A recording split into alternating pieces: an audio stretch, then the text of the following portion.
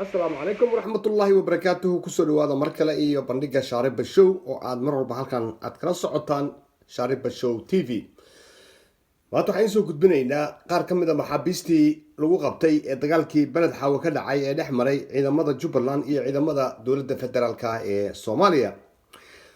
haddaba xaqiiqda halkaasi kasoo gaaraysa shaariba show t v ayaa sheegaysa in halkaasi maxaabiis badan lagu qabtay ciidamadii kasoo duulay dhinaca xadka kenyana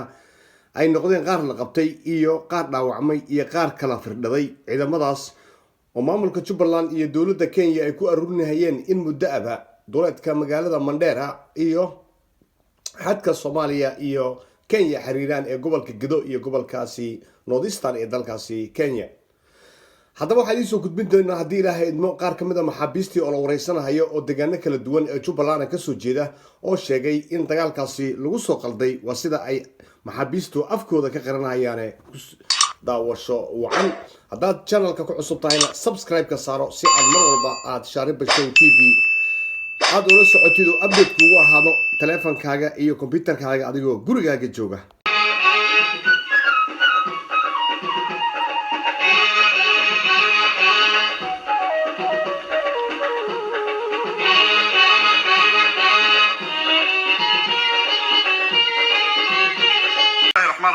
وعشان يلواتنك بشا جانوري سنة 2021 وحان كسوغن هاي مقالة برحاو حدودة مانتي ومانين السنين وحاورتي تاين أفايانك معاملك قبل كقدو وحان لسوق على الرعي يقوه الرئي محابيس تلقو قبطي dagaalkii gardarrada ahaa ee saaka xalay lagu soo qaaday degmada Balaxawo afayana seeway darankaagu wali xabada socda magaalada Balaxawo ku suganahay ma socoto waxa weeye nimankan way jabeen si toos ah u jabeen 20 nin rag ka yar ayaa galay dabaqa Hormuud iyo Salaam Bank rag ayaga ahana waa la soo afjaray hadda waxa ku sugan dabaqa asaga ciidanka xoogga dalka Soomaaliyeed waxa saaka la qabtay maxaabiis aad u fara badan laakiin waxa lagu kala hayaa goobo kala duwan oo ciidanka xoogga dalka Soomaaliyeed ay ku kala suuyin oo balad xaawa qaar waxa lagu hayaa kastanka qaar waxa lagu hayaa buurta qaar waxa lagu hayaa saldhiga qaar waxa lagu hayaa xarunta degmada qaar waxa lagu hayaa guriye kamid ah guriyaha dawladda waxaan ciidanka Soomaaliyeed maanta ku amaanayna guusha ay ka soo hoyiyeen dagaalkii gardarrada ahaa ee Kenya ay soo abaabushay Allahu akbar Allahu akbar Allahu akbar Allahu akbar intaas daan ka gudbo waxaan u mahad celinaynaa ciidamada commandos oo maanta wax laga gudbiyay waxaan aad iyo aad u amaanaynaa taliyaha ما تقعنا أبان دولا إذا ما ضبطنا صوماليا عمر حسن ديني عمر دق أيها القب كان قريب وين كاها وهل كان فليه عمر دق تلي عمر دق يستاف كيسا أيها مانتي يعيدن حوق دلك الصوماليين كان أهان عيدن كسيدة قارك أوتو برا إقرب أيها القب كان قريب وين كاها تلي سوي درينك وساك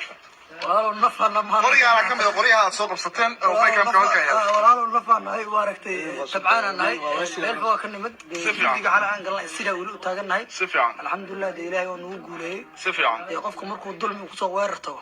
واجبات كيساس كانوا عن وصح لميتك الله دروا أركتين بالدوسي باركت كوب هالذي على قدس كاس الله درن سفيان إحنا وعانا سبتال كاس كرة هذا وقتي كرتين جيني يوم الله تريك روح تريك رمعان لكن حبيسته وكوري يمكن وجوات حبيسته وجوات كوان مرت وكو قدام بيهدر تام كان سوق لين عن ساق من نوعي لكن واحد ترى وتربل قرية كلا تربنا هذا أول سنة أذكرها قرية يمارك قرية كلا تربنا سؤالي أنا سؤال تاني ما سنتهاي حبيسته نتجينا oo aan clip yar u diinayna iyo magacyadooda kan ugu horeeya ku bilaabeyna magacaaga saddexan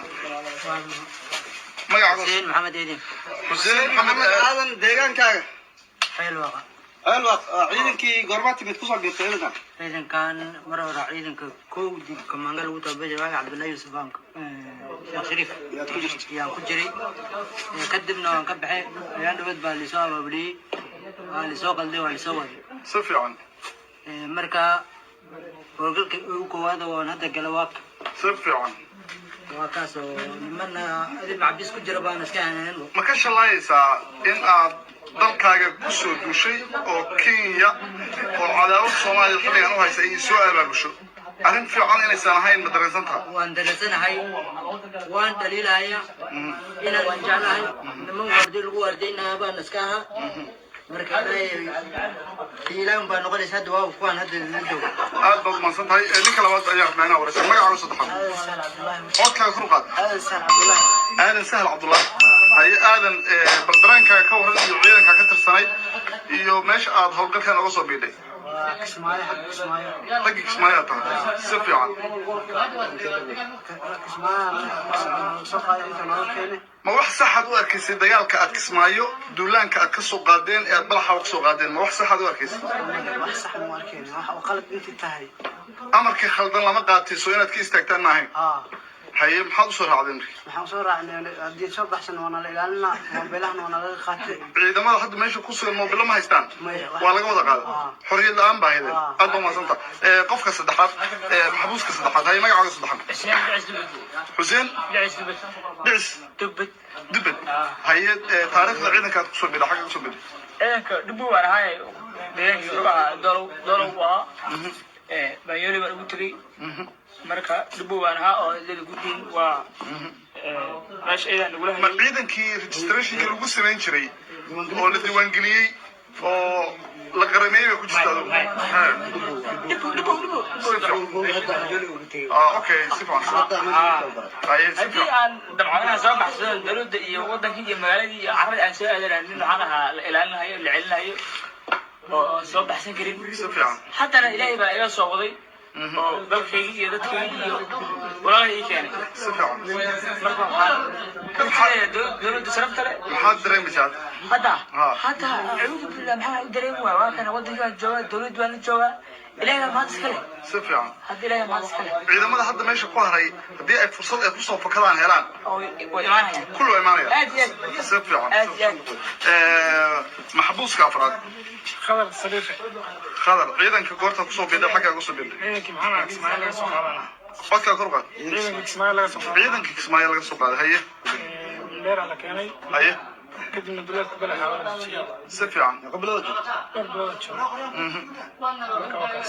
adu waxaa SNA mise waxaa daraawishti دراوشتي جبلا اسماعيل kismaayo lagu tababaray tiradii intaa hayda وقام انا ندور بقول البحان ciidanku jijiila wata miya قانين لو nin ila ciidanku watay si fiican see u aragtaa inaad balaxa soo weerartay dareenkaagu macaqiide saxaad u qabtaa inaad ku socoto انا كسوماليين كدو لخد بعين لا تاس si fiican وخلدنا haye كل هدان اسكيل ونقول ودك ان عدو كعر يا شباب si fiican بيهي لكن فكر كلا اخذنا يا بنا ماشي يسوي waa mahadsan tahay maxbuuska shanaad maxamed tilowle aadan maxamed hilowle aadan haye ciidanka goorta kusoo bidhay meeshaad kusoo birtay sagaal bilood ciidankii dhoobey dowladda waa ruure ciidankii dhoble oo nin diray si fiican ninkaas isku ciidan baa tihiin maya dhoobey ciidanka hadda dhib isagoo kismaayo u dhoble baa ciidanka dhib uga daraata dhoobey waa ruure qoryaha hataa waxay noogu siiyey meeshan qorinka shalay la debi xagga markii nalig soo raxanaan lahaa qoryaha naliseen rabaa nolosha fuula si fiican meesha adoontaani laga soo siinayo si fiican waa soo baxay meel adoon meesha aan naqaano dal oo Kenya ay dhahaan Mandera meel dhahay anaa laga soo riday si fiican meesha amaana magaalaha taa waxa noogu dambeysay baashi si fiican dhoobey noogu dambeysay si fiican ma wax sax ah u arkaysay dagaalka soo qaadeen oo aad ku soo qaadeen dalkiina Soomaaliya iyo magaalada Badaxaawo ee nabadda ah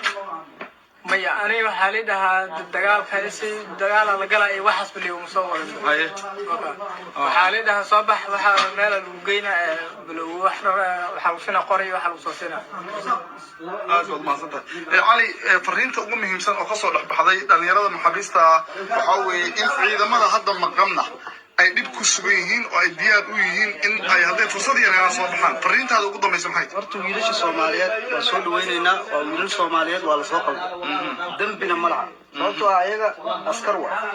markii la soo wadaayay fikirro kale lagu soo wada qaarkood wiilka hadda dhibowga soo sheegay waxaa la yiri wiil dhowble laga qaada meel dhow qor laga siinay si fiican marka kadibna waxaa la soo gudbiyay Madeira iyo meelaha aqoon sagaalkii saasa lagu galay waa nin dhibana asaga dhibana saddex ka goosataad soo sheegay dhaxda shabaab ku dilay saddex askariisa shabaab badilay shabaab markay goosteen si fiican sidaas oo raggaan rag waxa waaye ciidan Soomaaliyeed laakiin fikirkii laga qalday hadda maanta waxay ku faraxsan yihiin sida iiga muuqato in maanta ay ka badbaadeen ayna ku dhiman dagaalkii qaladka ahaa cabdirashiid janan axmed madoobe iyo maxamuud sayid ilmahooda waxay ku nool yihiin dalka dibadiisa waxaan fariin u dirayaa wiilasha Soomaaliyeed ee maanta ka haray kuwan ee ka badbaaday isla markaasna gudaha Kenya dib ugu laab waa sax ninka leeyahay axmed madoobe iyo cabdirashiid ilmahooda waxay ku nool yihiin Kenya nolol fiican oo raaxo leh ku nool yihiin cunugooda dagaal ma galnayaan ayagana dagaal ma galayaan gadaal fadhiya waxay rabaan intay dalkiina idin bataqaanay adeegsadaan inaad dawladda hooyooyinkood ba u barooranaysa cid kale oo ka naxaysa male mushaar ma qaadanayn xuquuq ma haysanin ayagoo sida amaan dagaal soo galay rag baa maanta ku baxay ciidanka xoogga dalka waa ka xunnaa wiilasha Soomaaliyeed ee gacanta ciidanka xoogga dalka Soomaaliyeed ku baxay waxaan sidoo kale u sheegaynaa baaq u diraynaa waalidiinta dhalay wiilashan iyo dadka ay ka dhasheen oo ehelku ah wiilashiina yaa loo adeegsanin dagaal ujeedadiisa aysan ogeyn wiilashiina yaa loo adeegsanin hadaf meesha ku dhamaanay aysan ogeyn wiilashiina yaa loo adeegsanin calanka iyo ciidda Soomaaliyeed ujeedo qaldan ayaa loo isticmaalay amar qaldan lama qaato Soomaaliya askari maanta calankoodii hoos joogaan dalkooda joogaan wayna guuleysteen wax dhibana ma qabaan Soomaaliya